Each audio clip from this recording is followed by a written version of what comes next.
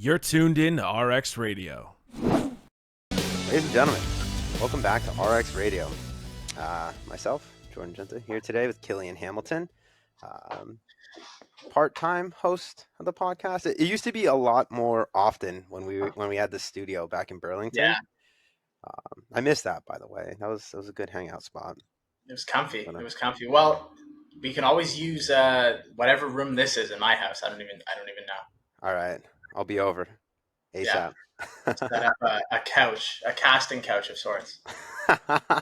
That's how this podcast is going to go. Send your applications to khamilton@pre-script.com. Before it gets too weird, I just want to tell you guys what we have coming up through Prescript, especially featuring Killian here. We're going to dive into a little bit of the skill acquisition model that he teaches here at Prescript in this podcast today. But if you want to get the full explanation and actually apply this, we have a Toronto seminar coming up. What's the weekend? Is it July 23rd? So July 22nd and 23rd. And then the following Monday is when the online portion of the course starts on the 24th. Yeah. Awesome.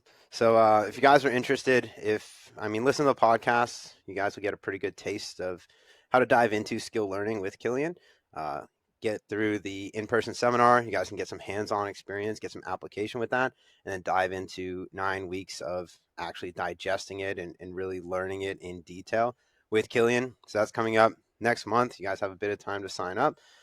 If you're interested in getting more information, Killian actually fields all of our calls for Prescript course path. If you guys have any questions about your educational experience through Prescript or questions about the skill acquisition course, go on to the website www.pre-script.com and you can book a call with Killian directly just to discuss the best direction for you. But with we'll set that stuff aside for now. You guys can kind of dive into the podcast. Killian, it's interesting to me. You told me last time we had you on the podcast that every time you do a new semester of the skill acquisition course, you like to learn a new skill. Yeah. And it seems like right now the skill is definitely biased towards plyometrics, but you just told me that you signed up for a track and field meet. Yes. The end of next month. So how are you feeling for that? Pretty excited, man. I thought I'd be nervous about it. And I think for a moment I got nervous today thinking about it because I was like, man, it's like just about 4 weeks away. And I'm pretty sure people train for years to do this. And I've given it 10 solid weeks of effort. But no, man, it's pretty cool. The exciting part about it is the track and field meets the 27th and skill acquisition kicks off the week before. So it's like a really cool culmination, I would say, that I'm teaching the skill acquisition course as this kind of very controlled periodization of learning for me is ending. Yeah. I'm going to launch into teaching people about learning. So I kind of set it up that way because I thought it would be really good timing and I can bring a lot of, attributable and applicable experience from my own process into the course this time. Yeah, that's so true. And when you're teaching something, it's always good to pull from your own experience with that thing. So that's why I think it's so interesting. And I think it's really helpful and thoughtful that you do this every time you dive into the skill acquisition course. Because I'm not good at teaching many things, but the things I do teach are things that I have really dove into and I have honestly failed in so many different directions that I know exactly what's going to hang people up before it hangs them up. So, and that's like one thing. That's weightlifting. That's the only thing I can teach. But it's so the fact that you're diving into this and you're kind of figuring it out as you go, I think that's really valuable for people that are in this run of the skill acquisition to, especially if you guys are interested in any sort of training that is directed towards track and field or sports specific. I think the principles of running track carry over to a lot of different sports. It's a very athletic means, and there is some component of running in almost every single sport. So yeah, I think it's true, right? And for a lot of reasons, it's transferable. Not only like does every sport pretty much, I think outside of like maybe esports, involve running to some capacity, maybe not, so unidirectional, sometimes more omnidirectional or multidirectional. But, I think all sports involve a level of working inside or outside of gait cycle. And things work functionally in gait cycle, or things sometimes work outside of gait cycle. But for the majority of sports, we're looking at, to some degree, a large amount of running is involved. And I think the other thing too is looking at how track and field is programmed. You can see a lot of similar programming principles in weightlifting. And then what we know of pretty much all strength training nowadays in modern times comes from classic weightlifting programming and classic athletics, track and field.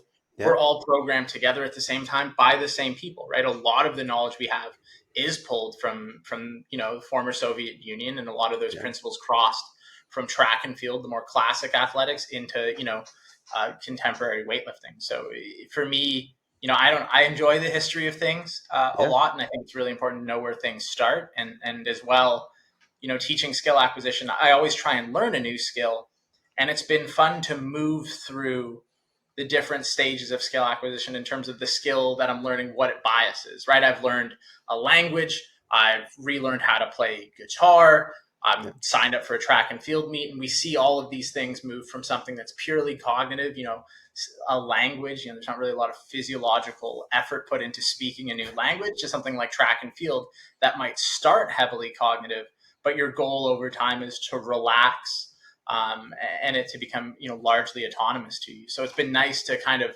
also not only learn a new skill, but really, dive into each one of these things more or less. Yeah, and it's awesome to see. Absolutely. I guess my question for you, because I'm very familiar with the skill acquisition model as you teach it, through you and purely you, the cognitive phases, associative, and moving on to the autonomous. But I'm sure a lot of people, especially people that haven't taken the course, those are foreign words to them, or they don't mean anything to them.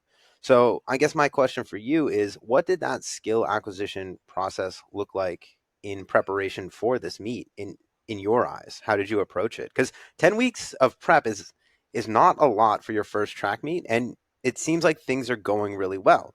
So I mean, sorry, just to give a little bit of context to anyone listening, it's not that you've just acquired this skill. You've done it very well in a very short period of time.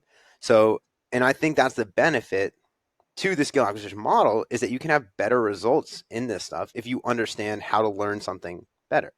So yeah, that's the context. So back to my question is what did that process look like for you? Yeah, I think, number one is I can't discredit like previous athletic experience. I don't have post-secondary school education, so I didn't run track or anything like that at university or college, but I ran track in high school, and I played a lot of, sports that relied on speed or power, like playing rugby especially is what I played to a higher level. And then later on in life, trying out for and doing bobsled for a period of time, which was something that the training is weightlifting and track. It's sprinting, preparing essentially for an NFL combine. So I did have a lot of experience to go back to, but something that kind of throws a wrench in it is when you go from, what the training would look like to run the 40 at an NFL combine to running outdoor 100 meters. The environment is massively different, and so are the constraints. When you're running 40 meters, you're really trying to capitalize on about 11 steps. You get about 11 strides in 40 meters, and you're trying to cover that amount of ground as fast as possible. The strategies employed with a different stance, a 3-point stance, covering a shorter distance, with the goal being just to reach that distance as fast as possible. It's a very different strategy than something like 100 meters, where there's so much more ground to cover. Upright running is involved. Running at a top speed is involved. Coming out of blocks, which is a massively complex thing to do. And I'm still terrible at coming out of blocks, to be honest with you. It's never something I did when I ran in high school. We didn't use blocks in Canada at the level that I ran at. So all of my experience has been from 2 or 3-point stance. So adopting coming out of blocks, running a longer distance, were big things to overcome. So how did I approach it? I chose to approach it all the way back from the beginning. So if we look at the cognitive stage of skill acquisition, it's a lot of understanding the first principles of something. So, I took about 6 months to really dive, deeply into plyometric and isometric training, and both of those things, being able to create a standardized position, being able to create that position in a static way through an isometric, be able to create it in a dynamic way through absorbing and transferring and producing force, but not losing those positions. And then sprinting is adopting those said principles, but at high rates of speed or power.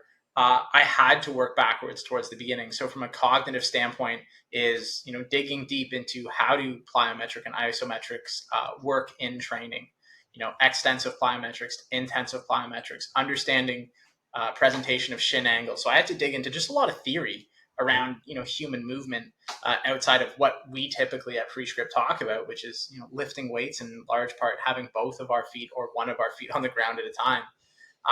And then from that, watching a lot of video. So I think that's one thing that people ignore is when it comes to learning in a cognitive sense, taking in the first principles about things. In that stage of learning, when you're in kind of the initial developmental stage. So Piaget basically organized the stages of cognitive development. And that first stage in cognitive development is sensory motor learning.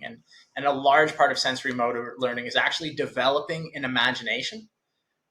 So like one thing we talk about in skill acquisition, I'm sure there's a clip on our Instagram page somewhere about forward model. And when you don't know what that forward position is, when you don't understand what that goal position is, you lack the imagination to draw a line from A to B. So one thing that can be incredibly beneficial to this is watching video of people that do it really, really well. So, on any given day, I might watch anywhere from an hour to 4 hours of people just coming out of blocks or just taking the first 5 steps or upright running. It's in between talking to clients, in between teaching a lecture.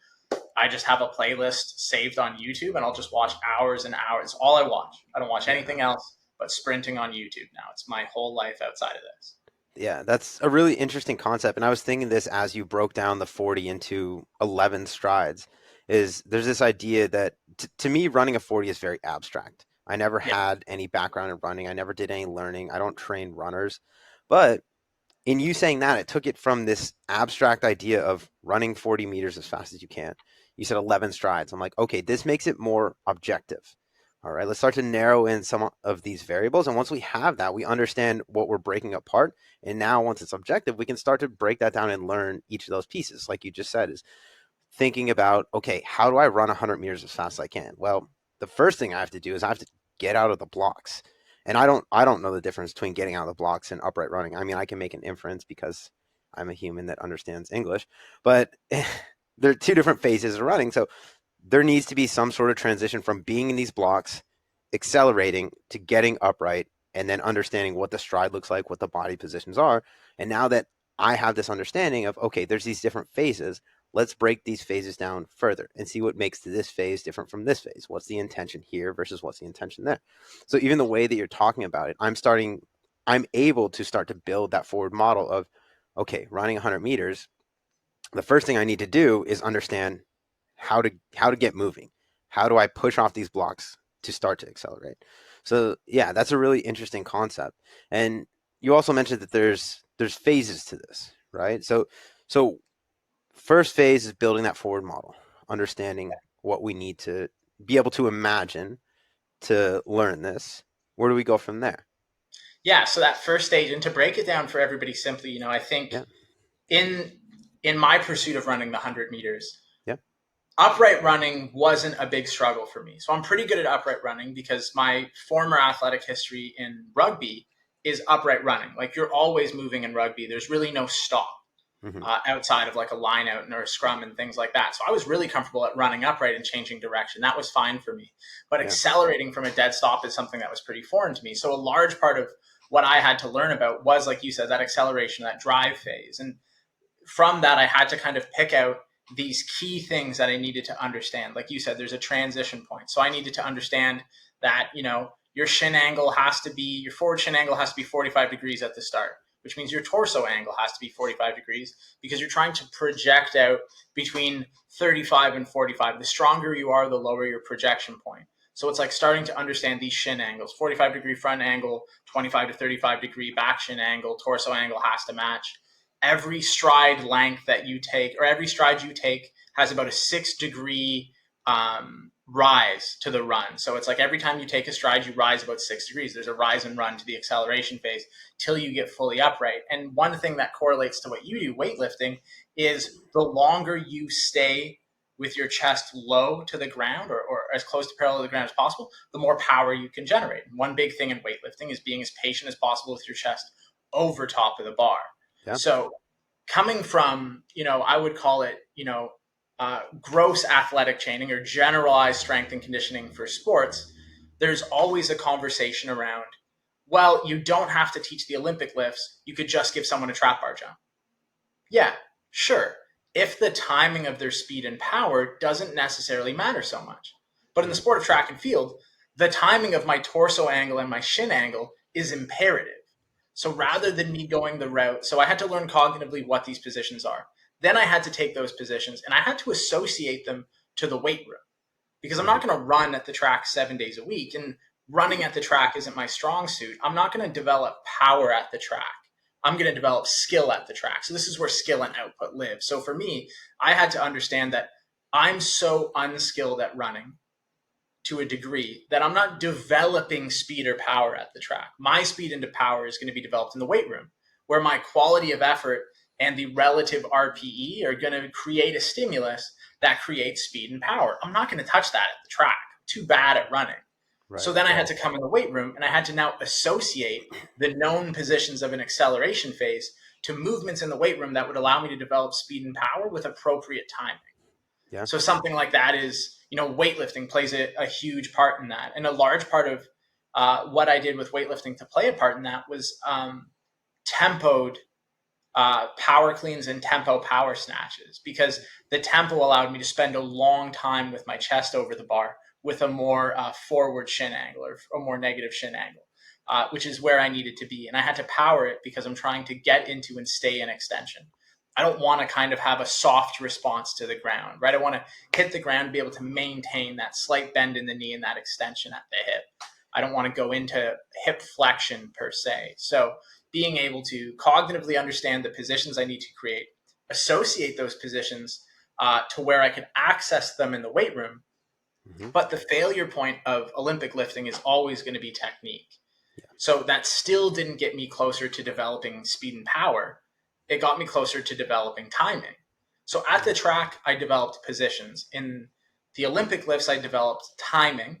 But then I had to develop speed and power, and that had to come from somewhere else. And where that came from, which was the movements in my wheelhouse, which was deadlifting, squatting, and jumping. Yeah. So I can jump to a fair degree vertically and horizontally pretty well with a decent amount of skill. I can squat really well, and I can deadlift really well. So I could do those things on a spot on the force velocity curve that gave me a stimulus, because the other two things that I were doing worked well outside of physiological change.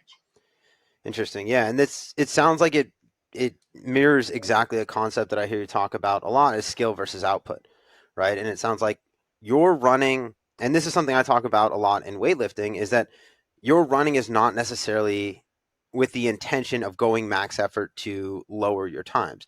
You're running a skill practice, right? You're practicing the skill of running 100 meters and how you need to hold your dorsal angle, your shin angle to properly accelerate to get you to the phase of running where you're upright and you feel comfortable, where you have that skill already developed. And it's interesting because there's almost another layer to it. You mentioned it as timing, which in my mind, it kind of boils down to a quality that makes up skill, is going to be the timing of being able to associate body positions from the weight room to the track, right? Which is the second phase of the skill acquisition model. Is that first we need to understand the body positions we need to be in. We need to be able to create that forward model of how we're moving, where we need to be moving to. And then we start to build associations. Like for me, weightlifting, it's, I need someone to be able to put their hand over their head, right? I'm not just going to force them to put their hand over their head. I'm going to teach them how to create movement through the scapula and the shoulder that will be kind of the associations to getting your hand over your head. We're not just going and doing the thing and hoping that it makes you better at the thing. We're giving you the tools, we're giving you the knowledge, whether it's conscious or subconscious, and we're giving you the qualities, the physiological qualities, to be able to execute on that. And that's the skill portion right there. And then your output stuff is stuff that you already have that skill developed, and you could train it to a capacity that is going to overload anything that you could on a track or with an Olympic lift, because there's always that skill barrier. And there's going to be that diminished return that once the skill breaks down, we're no longer having quality movement. We're not having things that are going to associate to you running better. We're just kind of having wasted effort at that point. So that's, Yeah, exactly. And I think that one of the crucial things to think about, right, is, what, even though timing is a large part of the skill to running, timing these joint angles and the relationship between them, you can't improve timing moving at 100%. right. Your body's going to revert to what it does. So for me, I didn't want to take this specific skill of running fast and bog that down with getting the timing right on the track. I could build the timing in the weight room with, say, tempo power clean, because it's one step removed from the thing I'm trying to do. Mm-hmm. So I don't want to go to the track and then run at 60% and get my timing right, because now I'm taking the thing I want to do fast and I'm making it slow. But what I can do is I can move one step removed, and I can do something non-specific where the timing, the speed of it doesn't have to be the same, but the timing can improve. And then I can associate that back to running, where I can run full tilt, but hopefully the repetitions over and over and over again of the thing that has similar joint angles is now going to transfer, right? It's going to have dynamic correspondence. Right. I guess for my own curiosity then is, for the skill development of running, I'm sure there's, for you, maybe a relative percentage or an RPE that you associate that with. What do you find is the most beneficial range for you to train your sprinting in for you to continue to develop that skill? So I think there's a necessity in moving fast, but I think that's subjective. And I had a big, long conversation actually with a prescript coach, Phil, today. Me and Philip were talking about it, and I was saying, people unfortunately misconstrue top speed with top effort, and it's like they're not necessarily the same. To move at a top speed would be RPE 10, but RPE 10 doesn't necessarily mean it's your top speed. So you can apply constraints to training so that you can move at a high RPE, but the side of the consequence of that isn't delayed recovery. So for me, to keep the skill intact and to allow myself to recover, to go back and try again, what I did was I always wanted to touch RPE 9 or 10 in a session. Okay. But I would find a constraint that allowed me to do so. So maybe I'm running a fly 15 meters as hard as I can, right? I give myself 10 meters to pick up speed, and I time 15 meters of it, and I run as hard as I can. I've only covered maybe 25 meters, 15 of which is at top speed. That's very, very minimal. It allows me to get into the positions I need to get into. It allows me to exert the effort I need to exert, but I'm not accumulating massive amounts of mileage with that effort. So I would try to, and I'm still training, so I do try to reach RPE 9 or 10 every session, but I do it in a constrained way, whether my start is something that constrains my ability to get to top speed, or more often than not, it's the distance that I run. Will constrain the actual top speed I get to, or how long I stay at it. Got you. Yeah. And then on the other side, I'll have a day at the track where I run longer distances, basically like walkbacks or repeats, where I'll run a longer distance and essentially walk back to the start and run it again, something that's going to improve my conditioning and my speed endurance. Mm-hmm. But in that session, the volume is so high, the RPE naturally has to be, even if the RPE is high, the actual output effort is very low, right? Like if I the other day ran 4x400, wasn't running that near the speed I run 60. Right. Yeah. And the thing that I love about this is that the mentality or the rationale behind the programming, it doesn't change. It's just the modality that changes. This is how I would think about programming anything strength, anything skill oriented, is that there's these different components of it: the skill, the output, there's obviously the cognitive learning phase, and then there's the training constraints, where you want to keep a relatively high effort to the thing that you're training for, but you also want to constrain it so that you're not accumulating too much fatigue, or you're not RPE 10 with a high degree of specificity and you're just training bad training and you're just trying to will yourself into running faster. So I really like the rationale behind it. And this is honestly something I've learned a lot from you in that respect through the skill acquisition model is that there's ways that you can get creative with this if you work backwards from this type of mindset, right? If you know that you want to train hard, you want to train specific portions of the overall skill, whether that's going to be the timing, whether that's going to be your acceleration phase, whether that's going to be endurance is obviously a part of this too. I know you said you do longer runs, so like more of those physiological adaptations, but it doesn't have to be all at once. Is that if you think of these in this way and you constrain your training around that, is you can have a really well-rounded training program by honing in on each of these variables in a way where it's not going to detract from the other. So I think that's a part that in my mind, it takes a little bit of fine tuning to be able to understand that skill and to be able to implement it properly. But I guess that leads me to my next question for you is how have you found it that you can regiment these throughout the week so that you're not accumulating too much fatigue in any one area? Yeah, so I'm glad you asked that question because it's something I did want to talk about. And it's something, I think at the root of skill acquisition, as much as people might find it abstract or it's, motor learning and things like that, at the root of skill acquisition, it's this idea of just advanced programming principles. And Yeah. it's being able to accept the external constraints and stressors on athletes and clients and being able to adapt their training for it. And this is a massive part of me, training concurrently. I was talking to Shallow yesterday on FaceTime, and he asked me how many days a week I train. And I was like, well, I train 7 days a week, but I train anywhere from 10 to 12 times a week. Sometimes in excess of that. Like I'll ride the bike sometimes just for extra conditioning. So, there might be a day where I train 3 times in a single day. But in doing so, there's a lot of constraints to how I can train. So the only track that's close by where I live is connected to a high school. So you can run before school starts or after school finishes during the week. So I can't go, I'm not waking up at 5:30 and going to the track because I'm not good enough at running to run at 6 a.m. It's way too skilled for me. You know what I mean? I haven't eaten. I'm not awake. It's not a time in the day where cognitively I have the awareness or the curiosity to learn. I'm just trying to live.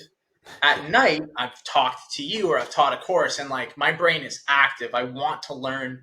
I have ideas. I want to implement them. I've probably watched 4 hours now of like Noah Lyles running and I'm like, I can do that.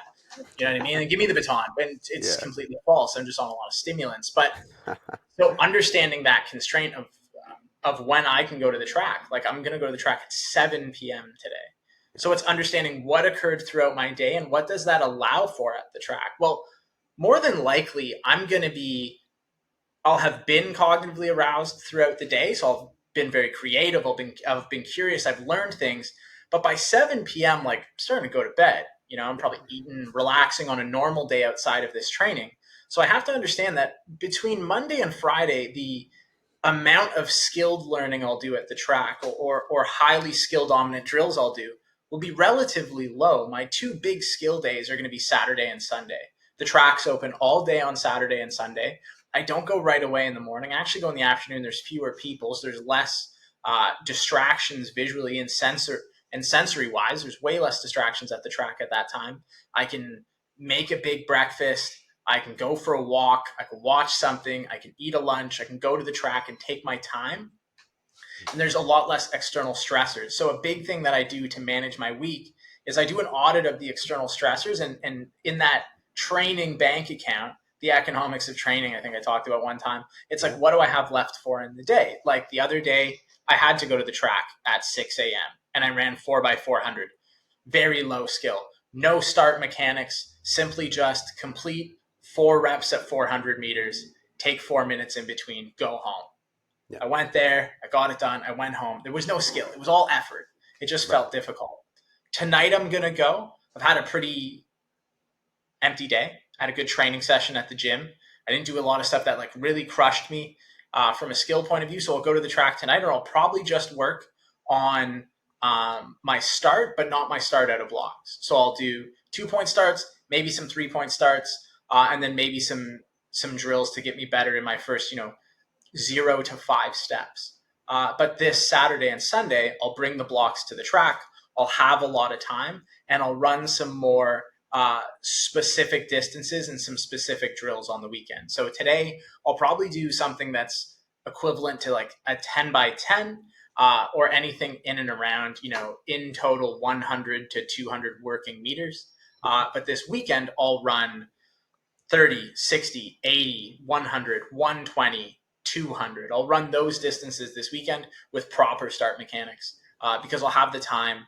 I won't have done anything else. I won't have already trained that day. So a big part of skill acquisition that you come away with is the skill to be able to identify what are the external stressors to the athlete? Where do those external stressors sit cognitively or physiologically? Same thing. I'm not going to go to the track and rack up 2.5 miles if my training session was 5 by 3 power cleans. Yeah. It's just gassed, right? So maybe that's a good skill day though. Maybe you run 10 by 10 and you're just working on your first step. Great day to do that at the track. Bad day to rack up a lot of mileage. Yeah. And that's a really interesting concept because I think when people talk about just blanket statement recovery, stress management is always a large part of that. But it's not often that people start to categorize stressors like that.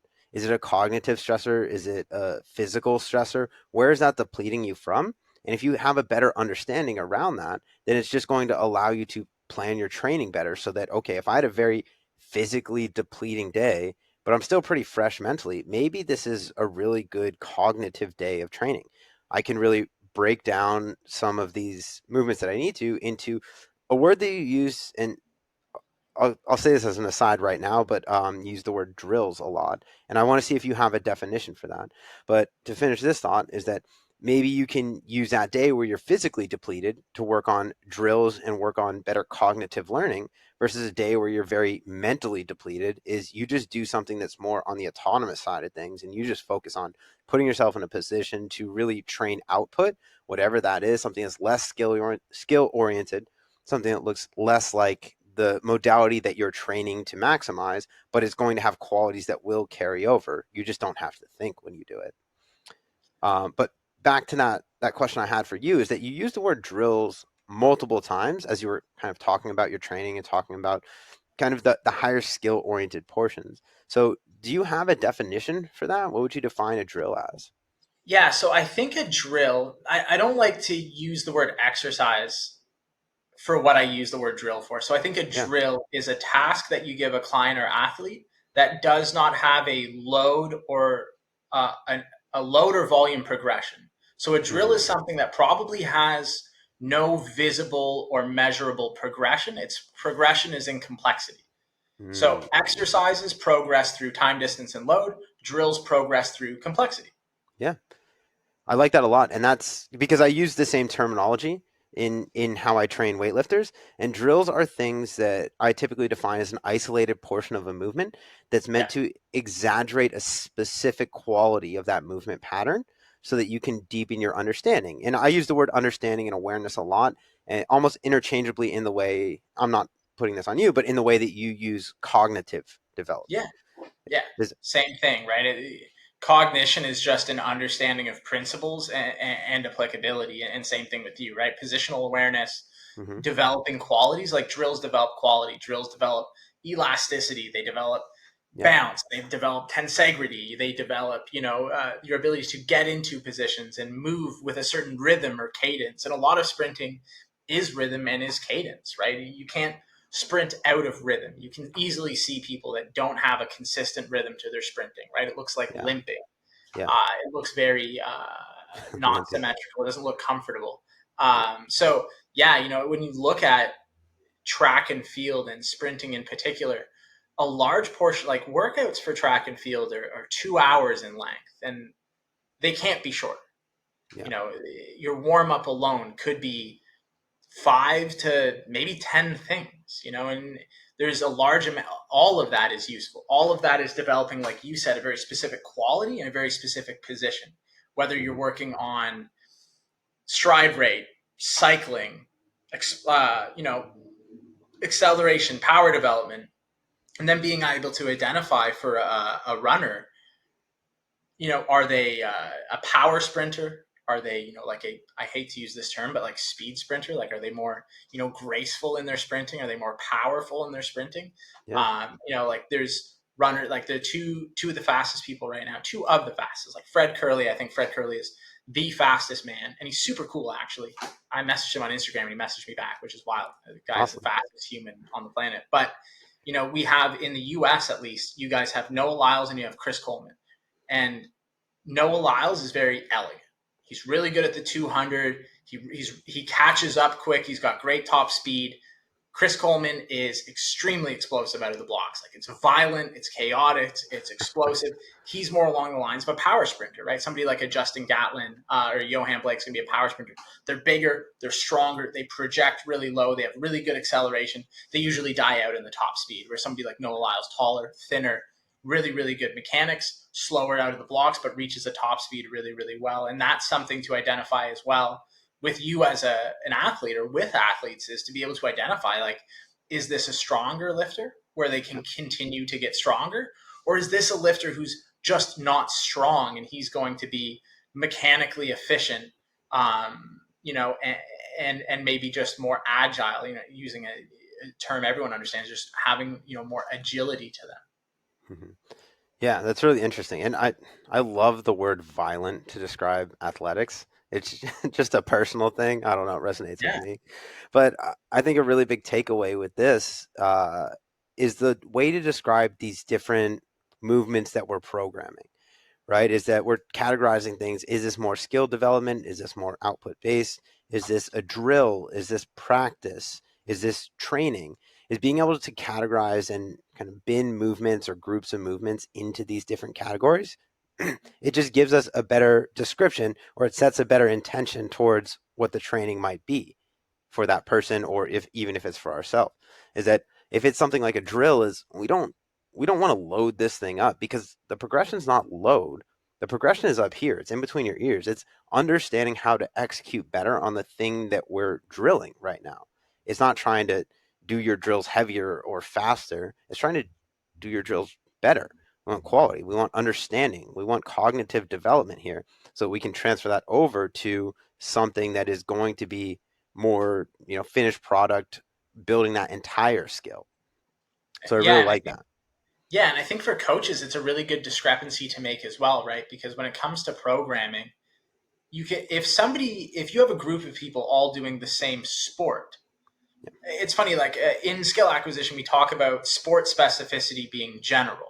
So I break it down into sport and task specificity. From a general strength and conditioning standpoint, sport specificity is extremely general, right? Everyone who plays a sport probably can benefit from the same general exercises. People who play football are going to have a bucket of exercises that work well for football players. Same thing goes for weightlifters. You have a bunch of general exercises that make weightlifters better weightlifters. Squatting, some kind of pull variation, some kind of, you guys don't do presses, I don't know, some other kind of thing that you guys do really well. You're going to have these general exercises that you guys capital on and everybody capitalizes on. But then there's task specific stuff, right? You're going to have guys that are really good at snatch, good at jerk, bad at clean. And it's like that guy gets a task specific exercise, a drill that he utilizes. So I think for coaches as well, it's to be able to become more efficient at it, going, okay, sport specificity is not complex. Sport specificity is general. What are the general qualities all of these athletes need to express? Is it an acceleration power-based sport? Then they all have to be powerful.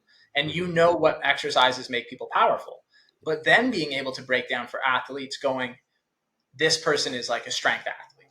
This guy's a speed athlete. Okay, this guy's more upright. This guy changes direction. That guy doesn't change direction. Like on a football team, there's sport specificity, but then O-line versus D-line, quarterback, running back, wide receiver, cornerback, linebacker, all of these people would have task-specific exercises they would want to utilize. So for coaches, it's being able to go, don't stress about the sport specificity. There's one bucket for basically every sport. And then going task-specific is where you actually get to be a coach. Yeah. Task-specific is watching an athlete and then coaching them to do something better. Yeah.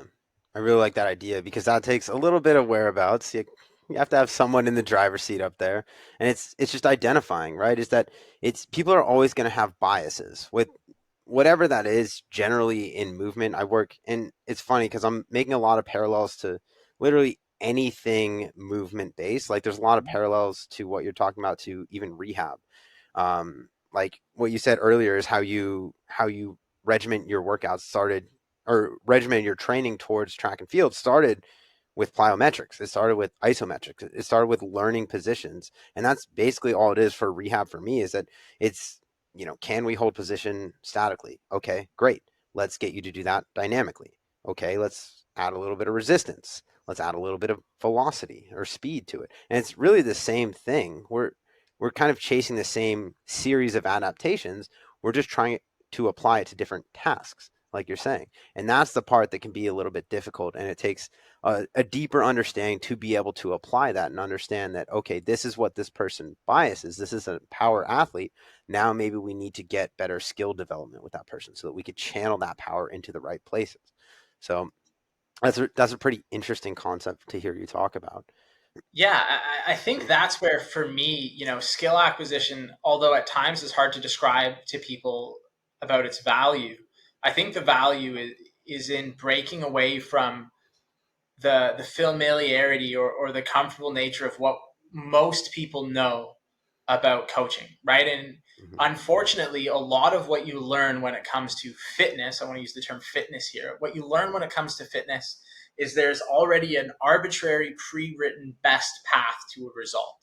And what you do is you get a client and you make them get onto that path, right? You meet them where they're at just to get them on that path. Mm-hmm. It's like eventually you're like, all right, we're going to get them on the tracks. And it's like, I think as you coach longer and longer, you realize that there might be these kind of milestones that everyone needs to be able to accomplish and say that they can do.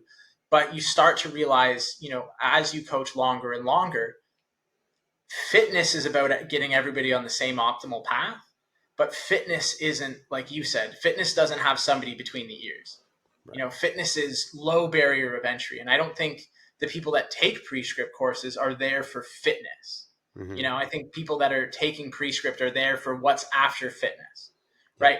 Fitness is physical literacy. Fitness is capacity to do things physically, but it's not to do things well. Fitness Right. is just show up and not die, right? If you think about it, right? You take a fitness test when you get a public service job, you do a fitness test in high school, and they're just proving that you wouldn't die if you had to move around.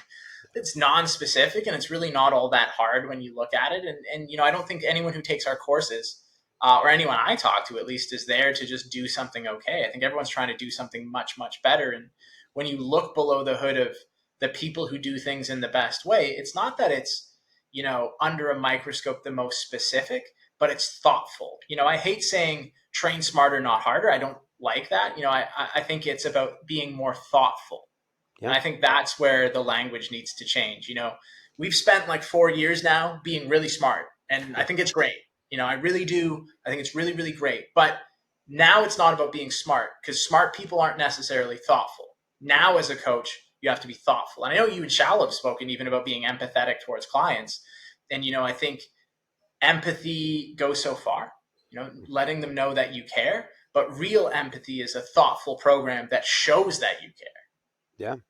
I love that idea. Yeah, that's a really good way to look at it too, because yeah, there was this overcorrection. I think we're still in it of I'm going to show people how smart I am. I'm going to show you what I know. Therefore, I'll get the best results, which is not necessarily true. Those two things don't equate, right? It's being able to apply what you know that allows you to get results, and that's the skill acquisition model that you teach is very abstract. And that can be frustrating for people because it's different from the nice bins or boxes that they've categorized training into.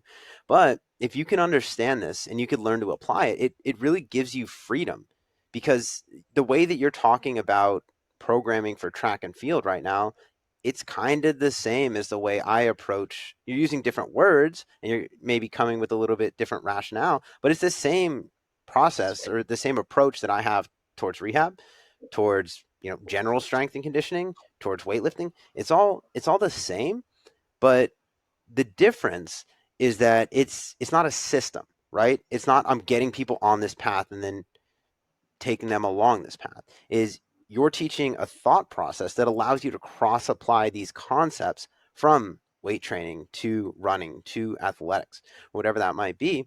So it's a really good way to learn to think about this stuff, because once you learn to think and you learn to learn, then you can apply this to literally anything. And I think that's the real benefit of having this abstract advanced programming rationale in your head, is that you're not learning a block periodization model from Eastern Europe in the 70s. You're learning how to train an athlete to get the qualities out of them that maybe they're lacking or that you're looking to develop. And that's the really interesting part to me. And kind of, sorry, go ahead. I was just going to ask you a question. So if you have a thought, I'd like to I hear was it. just going to say, and I think the not like the confirmation of it or the proof of it, but like a good example of it is, in the clients that I coach and that I work with one-on-one, I work with a competitive boxer. I work with multiple high rocks athletes now that are actually really good at this high rocks thing that's super popular. What is high rocks? So high rocks, everyone who does high rocks is going to get really upset that I say this, but high rocks is CrossFit minus the skill. Okay. So just like try hard fitness. It's just try really hard for an hour fitness. And it's like, I like it because it took CrossFit and it eliminated like the pseudo skill and strength of CrossFit. And It just said, what if we took that out and we just left all the cardio aspects of CrossFit in? All right. So it works well as just like a bunch of people who really like to be uncomfortable, I guess. And they run like 5 miles and they do all these obstacles in between, and they're not obstacles, they're exercise. They push a prowler, pull a prowler, sandbag carries and stuff. It's cool. I actually have a lot of respect for it because it's not trying to be something it's not. But I work with people that do that. I don't do that. I don't have any experience doing that. I work with a university mid-distance runner now. I work with a guy who runs the 1500 and the 800, and Muay Thai athletes and a jiu-jitsu fighter and power lifters, extremely, extremely strong power lifters. Yeah. And the really cool aspect of that is, my ability, and someone asked me the other day, how do you work with so many sports, so many different sports? And baseball players, I've worked with a ton of baseball players. Yeah. How do I do it this way? Using a model that has transference. I can confidently sit down. Somebody asked me today, what makes you confident in training? The skill acquisition model makes me confident in training. Because any day of the week, I can pick up a new physical skill and go, I can break this down into what its base principles are. Then I can rebuild it into a model that I can learn. And then once I've learned it, I can perform at it. I've done it on myself. I do it on multiple people. And to be able to teach people a course that goes, no matter who walks through the door at your gym, you can sit down and take apart their goal and take apart their lifestyle and go, this is the exact program we're going to use to get you there, not only based on what your goal is, but it's like, you want to train twice a week, you work downtown, you're a firefighter. Like I work with a firefighter, and programming a guy who works 72 hours on and 7 days off is crazy, and that's really fun. So, having those experiences allows me to use this skill acquisition model and then come back. Every time I train a client, I use the same approach, the same model, and I come back with more data for the next time. That's amazing. And it's funny, I actually had a similar question posed to me the other day that was, it was a little more simple, but it was, what's the difference between training an athlete versus training like a 40-year-old soccer mom? Or like, how do you approach it? And I told them, honestly, there's no difference. Is my goal is to get them to understand how to use their body. And to use the terminology you used, is it just becomes more task specific over time, right? So if you can teach them how to be competent in using their body and understand how to associate that to different tasks, then that's exactly what you're describing right now. If you have the tools in your toolbox to be able to do that efficiently and effectively, then that's it. That's your career in a nutshell. That's what's going to make you successful and continue to get results for your clients. So that's exactly what you learn with this abstract skill of skill learning. And something I do want to bring it back to that we talked about before we hit record, but we haven't even touched on yet is, and this is a little bit more of an abstract idea, so it's kind of a good lead in, is that you mentioned to me that the stages of cognitive learning in your mind associate to the training age of an athlete. Can you kind of dive in and explain that to me? Yeah, so I think this is something that I don't even want to say it's overlooked. I'm not going to take credit for it. This is Jean Piaget who came up with this. But what I would say is it's something that we don't look at when it comes to training. We talk often. I think one of the most used sound bites or phrases is meet clients where they're at. Yeah. And I think if we ask 10 trainers what meet clients where they're at means, they would give us 10 different descriptions of what it is. And in skill acquisition, I adopt this Piaget stages of development because I think it gives everyone an equal playing field to understand what meeting your client where they're at is. And when we meet a client where they're at, the first place we have to meet them is on a cognitive stage, because we communicate as people with language. Yeah, we communicate through body language and other things, but when you train a client, whether through writing them a program remotely and getting on a call or being in a weight room with someone, you're going to speak to them and you're going to use terminology and phrases, and those phrases have to mean something. So being able to understand Piaget's stages of development, you can understand now based on the training age of your client, where they are, to what level do they understand human interaction. And Piaget developed this. It's like a psychological model, and he developed it for children. It's the stages of human development. So sensory motor is 0 to 2 years old. Pre-operational would be 2 to 7 years old. Concrete operational is 7 to 11. And there's a stage called formal operational, which is 11 years and up. And to go back through that in a way people understand, sensory motor is 0 to 2 years old. Imagine a baby. Mm-hmm. I don't want to. It seems really frustrating to me. Yeah. Imagine your client who shows up and goes, I've never consistently trained a day in my life, or this is the first time I've ever been in a gym. That is an infant, right? They're infantile in their understanding of the gym. So it's almost at a stage where everything has to be done for them. Yeah. Stability has to be external.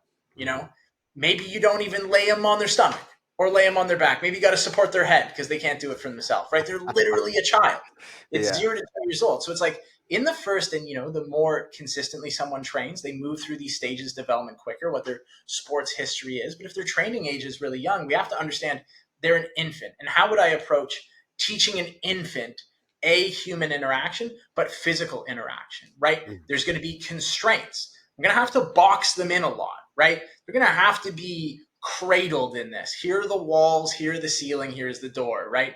The other thing is I'm going to have to constantly show them what I want them to do and tell them what it is I'm doing. We're going to do a squat, and then you got to do 3 squats every time. I worked in a gym for 7 years. Yeah. And you're like, we're doing deadlift today. And they're like, which one is that again? And you're like, damn, Karen, you had 2 exercises you had to remember. Squat and deadlift. Fuck. And you're like, okay. And then you're like, you have to show them every time. So meeting your client where they're at is like, are they in their first 2 years of training? Think of them as an infant, right? They're starting to catalog language with the visuals they see when they hear it. It's almost like training a dog, right? You have to be very conditioned in your responses to them, always using the same language, using a very controlled set of exercises with them, not overcomplicating that process. Pre-operational would be the second stage, so 2 to 7 years. And I think when we start to think about somebody 2 to 7 years into their training, I would say they're still novice or intermediate in the fact that when someone's 2 to 7 years into their training, they're probably a great candidate for coaching and not personal training now. 0 to 2 years, hand over hand, you're there every hour they're in the gym, making sure they do it right. Someone comes to you, they're like, I've been training, really well for about 2 or 3 years. I really want to get into weightlifting now. And you're like, you know what? We'll probably take maybe 4 to 8 weeks in the gym, nail some basic things down, and then you can take your program and you can go, and we'll check in with you. They're at a good stage to be coachable now. They understand the language. They've identified basic things in the gym. They have a good understanding of what all of the terminology means, but they can't problem solve. Imagine between 2 and 7 years old is literally when you're about to learn problem solving, but you're probably a piece of shit kid who just like screams on the streetcar on my way home. Then if you think of after pre-operational, you have concrete operational, which is 7 to 11 years old. This is like peak problem solving time. When you're 7 to 11 in school, you're starting to problem solve. You're doing basic math. You're answering word problems. You're writing book reports. You're building things without instructions. And you're starting to take your knowledge of language, what that knowledge infers about the things around you, and you're starting to manipulate the environment. Now, between 7 and 11, you're really good at taking shit apart, really bad at putting it together, you know? Yeah. And that's the stage that you're at. You need very detailed instructions and you can follow them. You can take something on paper and you can make it real. You can build Legos based on instructions. But if I gave an 11-year-old a box of Legos and no instructions, they build some crazy bullshit that no one wants, right? So it's like, we have to understand that with our client. You can begin to give them bigger problems to solve, but they can't problem solve on their own. So they're probably at a stage where maybe they're not externally stabilized, but they're externally constrained. Right. This is the guy who's like really sick at doing the hammer strength row. Probably a bad candidate for heavy dumbbell rows, though. He just doesn't have it, you know? He can deadlift, probably not a great weightlifter yet. And then the last stage of learning is formal operational. Formal operational is the stage that we are all in. All of us who coach people are in the formal operational stage. All high-level athletes are in the concrete operational stage. When you coach an athlete, they can take what you're saying, they can apply it, and they don't need that hand-over-hand assistance, and they can do it well. Yeah. Formal operational is the stage, unfortunately, a lot of educators get to, where it just becomes largely theoretical. You get to formal operational, you're way too curious, and you're starting to solve problems that don't exist yet. I'm in the formal operational stage of fitness. I sit here all day and solve problems no one has, right? So it's like, if we can start to look at those training ages between 0 and 11 plus years old, and we can start to infer through conversation, a detailed training history, watching our clients move, where they are in that stage of development, we can start to adopt a lot of known successful teaching practices that would be used with children of the same level of development. That's it's the perfect way to describe beginner, intermediate, advanced. And I know I just boiled everything that you just said in a very smart way down into 3 words, but it just makes so much sense. And that's kind of the guide rails that you could put on each of those categories of athlete, is that, okay, if we can better understand what defines a beginner athlete, then we can meet their needs more accurately versus intermediate versus advanced. And it really gives you the tools as a coach to be able to interpret those things and have a conversation around what you're trying to develop in that person at that time.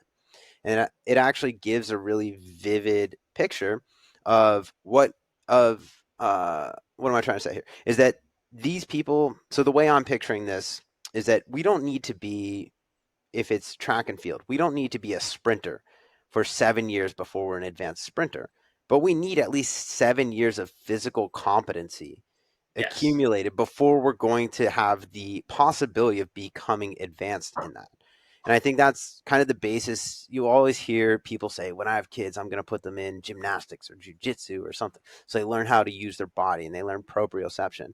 And that's kind of, this sounds like it really rationalizes that, is that, okay, gymnastics is a good example because it puts you in a lot of different scenarios where you're going to have to figure it out. And you're probably just going to be some kid tumbling on a mat for the first 2 to 7 years. Who knows how far you take that? But it's getting you to at least start to develop the skills of physical competency. And you're learning how to learn to use your body in that time. So the earlier on that process starts, then as it becomes more task specific later down the line, whether it's sprinting, whether it's weightlifting, whether it's powerlifting, whether it's baseball, it doesn't matter what the task is, they still have this development around how to use their body, these associations that they've built that, okay, if I want to push through my legs, I need to do this at my core so that I can express that through my shoulder. And it's, it's not that formal in terms of they don't have that thought process going on, but they have the physical competency to understand how to push through their leg and create force in their hand. So that's, I couldn't have described it any better. I don't know if there's many humans that could have, and that's why you're you, and that's why you teach this. Yeah, but I think, the two things, if you took skill acquisition and you left with 2 things, if you left with an understanding of how to manipulate training based on external stressors better, if you understood training economy, and if you also took away a deep understanding of cognitive development, you would be able to meet clients far better where they're at and actually, employ the strategies necessary for results. I think the Yeah. beauty of our industry and the beauty particularly of the people that we get to interact and educate is they really give a shit. And that's Yep. awesome. But Mhm. I think, taking skill acquisition for coaches who understand the base principles of exercise really well, if you already understand anatomy and biomechanics, you have experience as a lifter, if you yourself are entering into this like formal operational stage of learning where you're very curious, skill acquisition is an amazing course so that you understand that you're in a different stage of cognitive development from anyone else you talk to. And the more value you're putting into your coaching perceived might actually be the largest deterrent to the results that you create with your clients. So if you're running into obstacles with clients learning, if you're running into obstacles with clients progressing, if you're running into obstacles gaining and maintaining a client base, skill acquisition might answer a lot of questions you didn't know you had just around the service you're providing. Yeah. And that's really interesting because I'm now thinking about this in terms of like coaching development, is that coaches don't actually know who they're talking to when they first start coaching. And Yeah. this can help you also more accurately define that, is coaches talk when they're early on in their coaching career as if everyone's a coach and everyone has the same level of knowledge as them. And they could be talking over their clients' heads, and their clients maybe nod their heads, but even though their eyes are glazing over and they have no idea what you're saying, or athletes do that, I'm sorry. But it can help you as a coach develop your coaching skill in itself, as opposed to just developing athletes. It helps you understand the athletes that you're talking to and hone your skill of communicating with them. So, Yeah. I mean, I've watched every lecture of the skill acquisition so far. I think there's a ton of value in it, and not even just learning it. I've seen the course develop over the years, and it's been really cool.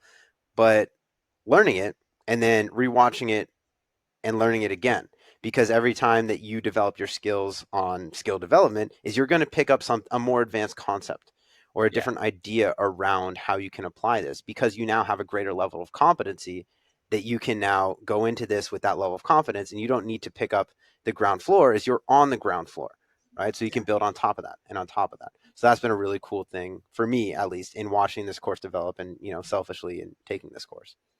Yeah, and it's exciting for me. And I guess the way that I always think of it is, there's a lot of education out there that's constantly teaching people new languages.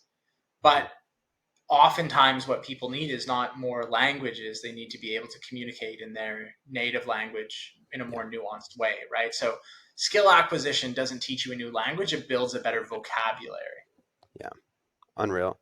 Yeah. So in person, 22nd, 23rd in Yes. Toronto.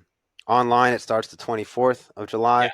So if you guys are interested, reach out to Killian. Go on the website, www.pre-script.com. You can register through there. If you have any questions, book a call with Killian to talk about it. Where else can people find you if they're interested in your coaching or just Yeah. getting to know you, Killian? Killian.Hamilton on Instagram is the best place. I'm always there. I think we Always. all live on Instagram at this point. And another note about the skill acquisition course, if you have taken skill acquisition in the past and you want to come to downtown Toronto and do a very intensive 2-day course, there will be an alumni discount Awesome. where you can come and just attend to the 2 days.